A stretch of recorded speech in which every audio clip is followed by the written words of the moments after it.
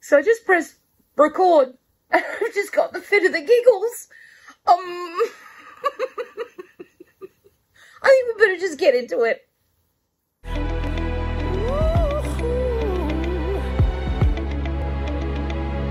Never gonna stop now, baby.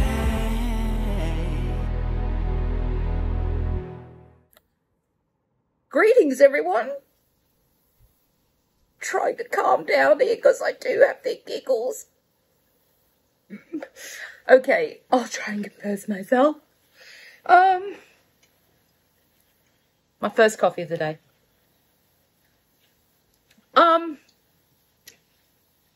Interesting week. Yeah. But where to go with it? What to do with it? How to process it? It's an interesting one. Okay, you know how I just love old Guy Carnivore. Love him to death. He is amazing, right? But there is another guy on the carnivore lifestyle that deserves a lot of love and about as much support as I'm getting here. Carnivore in 24. This may or may not shock him, but I don't know.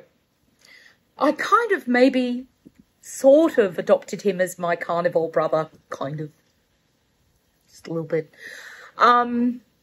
We are very much sort of exactly the same time sort of thing in weigh-ins. His recent video, his videos are great, period. He just has such a beautiful way of talking to people, and he's kind, he's gentle, he's dynamic, and he's funny.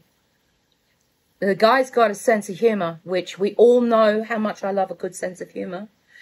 He's resilient. He's just such a nice guy. If there was ever a chance to go live with anybody in the future, he'd be my first one that I would, you know, I'd really love to go live with him one day. But not yet. Later on down the track. I think maybe just a little bit down. I don't know. Go by feel on that one. But his recent video is, you know I'm going to ramble before I give you the results. So yeah, this is the ramble. So the video he put up last night was about what he wished he knew prior to starting carnivore. And, you know, there are varying degrees of what people learn on this journey as they go. Because, let's face it, folks, the learning curve is a hairpin. It's not just a little gentle curve. It is a hairpin. It is huge. It challenges your thought process on everything that you've come to know up until the point of starting. It challenges your body and your mindset on not focusing on the weigh-ins and the measurements. It's those non-scale victories. It is challenging. But at the same time, a joy, can't explain it. Now, so far, if Carnivore in 24 was to ask me, okay, so is there something about the carnivore diet you wish you knew before you started? And so far, there is only one thing, just one thing. And it's not necessarily to do with food or mental health per se. It's for me, it's a little different.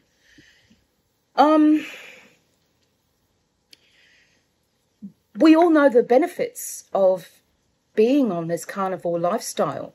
what it does for reducing the inflammation in your body, the weight loss, the measurement loss, the fog that lifts, and the clarity. But what I wasn't prepared for was the results of how I would think as a result of the clarity. One of the other things that this lifestyle can give you too is for me, it's really dawned on me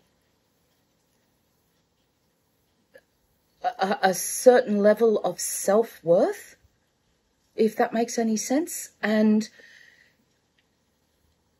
you know, I've always had that skill of, and I call it a skill because I think it is. For instance, my kids will come to me and start a conversation with me. And you just know by the tone of the conversation that they're going to ask you a question, right? And within about 2 or 3 minutes of them telling me what they're telling me, before they've even contemplated asking me a question, I already know what that question's going to be. I've always had that skill. It drives them nuts. But I've always had that skill. So imagine that kind of skill now that I've got mental clarity and the fog has lifted. I wasn't prepared for that. I have been struggling with people disliking my videos. We know this because I feel the need to always mention it. I always feel like I have this need to educate people on things that I think are just bleeding obvious. But I'm realizing that that's not my job.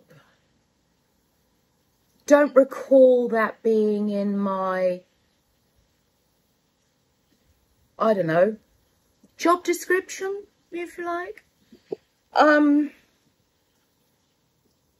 So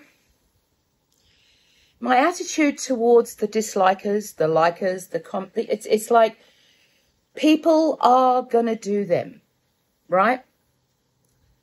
I can only put it out there, and then I have to learn how to step away from it. And that's the thing here, stepping away.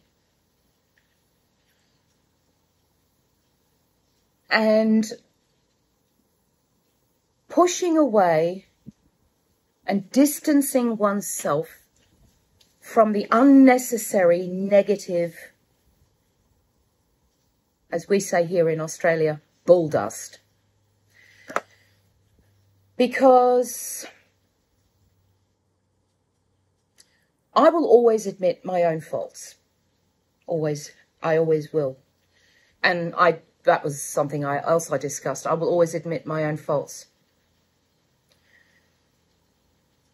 But I'm not going to be here to play games either.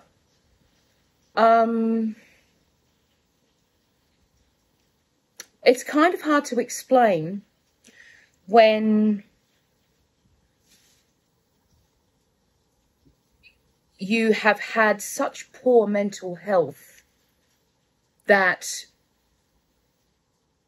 you feel that you're not worth it, and you feel like you are the problem. I've always had bad mental health, that my self-worth has been nothing. Couldn't even look myself in the mirror. But now that I do have a little bit of self-respect, a little bit of a grasp on my self-worth, I'm not going to allow people to push their stink on me, I guess. I can't. I just can't. I haven't got the time for it, and I haven't got the energy for it, because I now feel that if you've got to project your pain onto somebody else and tear someone else down in the process, yeah, I'm not playing that. I'm done with that scenario. I can't do it anymore. I cannot live in fear. I will not be shamed, and I won't be guilted. It really is as simple as that. I can't do it anymore. And that's a hard one to realize. So like I said, I wish I knew before starting Carnivore that the mental clarity would bring you to such a strong epiphany-like point in your life. Because they are hard lessons to learn. I'm 56 years old, and I'm going to say it. I'm going to say it. I'm not here to live by anybody else's standards except my own. I have my own standards, and if people don't like what I'm doing, that's fine. You can only go, okay, and follow it with silence. Because not everybody's going to like what you're doing. And that's just part of life. Not everybody's going to like what you're doing. But that's okay too. They don't have to. So, there, just like Rossi Woods. There, I said it. I am very, very aware of protecting my peace and what that really involves. It's not just about what the ebbs and flows and slings and arrows of outrageous fortune will throw at you. It's about starting to do some really heavy-duty research on cortisol. Because I think the cortisol has to be a part of protecting my peace. Everyone's entitled to do that. Even me. Whether people like it or not. I'm entitled to protect my peace, and that's what I'm going to do. So, let's get into the weight loss and the victories and stuff this week. May surprise you.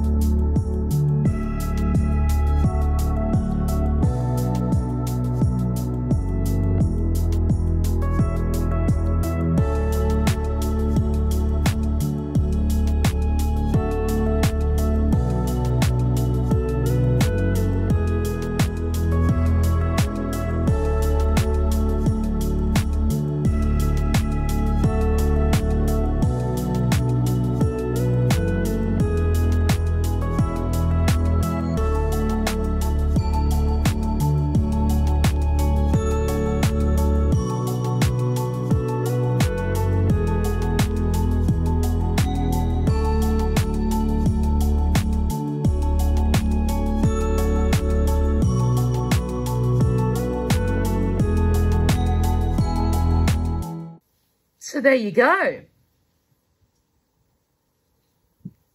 Losses everywhere. all over the place. And if I'm not much mistaken, I think that's the first time in 8 weeks that measurements have disappeared from the bust and the waist and the hips. It's not been moving around. It's boom, all come down. I'm pretty happy with that. But I have to say that even though I've had some pretty nasty back pain this last week, but for the grace of God, I have managed to push through it. And it has been painful. I'm not going to lie to you. It's been painful. But it's easing. It is definitely easing. But I do think it's time for me to start thinking about going to my specialised chiropractor. Yes, we're there, folks. So that I can get things realigned and adjusted, because my lower back has never been great. So it's time to sort that out, because the need to get moving is strong indeed. And even though I'm not using my walking stick in the photographs, I still use my walking stick. I have to, because the pain. So we need to do something about easing the pain from a chiropractic point of view in order to move a little freely, because this girl needs to start moving. I can't, I'm actually getting really antsy here. Anyway, I think that's all we've got for this week, folks. You know, this ending of mine is starting to turn into a bit of a beast. But there you go. That's how it is, isn't it? So I will end by saying, be kind to those around you. Protect your peace. Don't take crap from anyone. Be kind to yourself.